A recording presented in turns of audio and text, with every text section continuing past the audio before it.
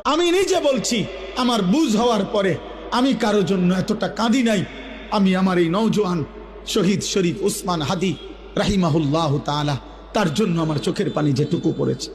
আমার শায়েখ আল্লামা মুফতি মুশতাকুন নবী কাসিমি, আমি তাকে দেখছি বাচ্চার মতো অজরে কাঁদছে।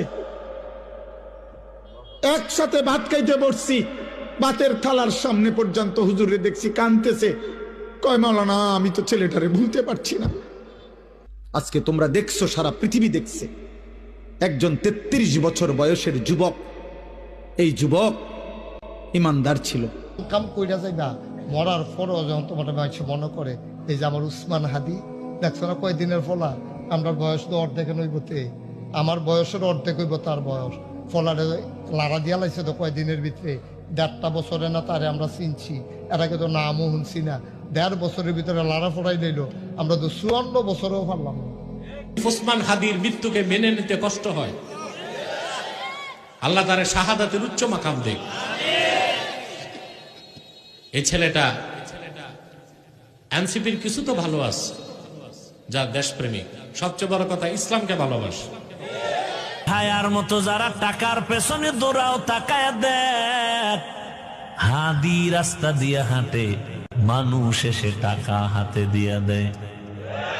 যারে নিয়ে এতদিন টক শো, এতদিন কত স্লোগান, এতদিন কত স্বপ্ন, ফট করে জানতে পারলো এই বান্দার কলিজার মধ্যে ইসলামের আগুন জ্বলে, তাওহীদের আগুন জ্বলে। এ কারণে দুনিয়ার আগুন জ্বললে তো টাকায় বিক্রি হতো, আল্লাহর দ্বীনের আগুন যার সিনায় আছে, ওই বান্দা দাড়ি না রাখলেও কারো কাছে টাকায় বিক্রি হবে না। হাজার আর বছর না বাইচা হাদির মতো একদিন বাঁচলেই যথেষ্ট। শিয়ালের মতো 1000 বছর বাঁচার প্রয়োজন নাই। রাগ হয়ে যান না, আবার বলেন না আমি অন্যদিকে চলে যেতেছি না। ওর মতো একদিন বাঁচাই যথেষ্ট। ও দুনিয়াকে দেখায় দেয়া গেছে, মরার পরে দুনিয়া দেখছে ও কি।